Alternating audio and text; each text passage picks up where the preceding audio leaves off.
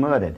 I know of how they do protect their own people. A friend of mine, about 3 years ago, his name is Ron, had to go to court. I believe it was over some rent or something to do with an apartment. I don't recall those details precisely, but according to what he told me, they had adjourned for 15 minutes, and his lawyer had told him that there was no way that they were going to lose. They were going to go back in. A couple minutes later, it would be over and done with, and Ron everything would be found in Ron's favor. Something happened which Ron nor his lawyer expected. A couple minutes after they went back in, everything turned against them just like that.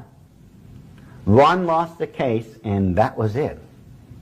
Now, I asked Ron, did anything unusual happen during that case? He told me that a man brought his hands up like this, almost as if he was stretching the defendant, and said the following words, "Is there no help for the widow's son?" That, ladies and gentlemen, is known as the grand hailing sign of distress.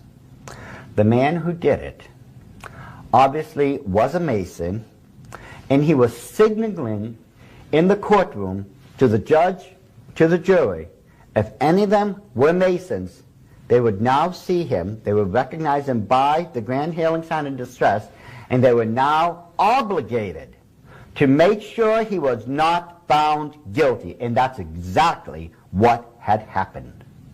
If you think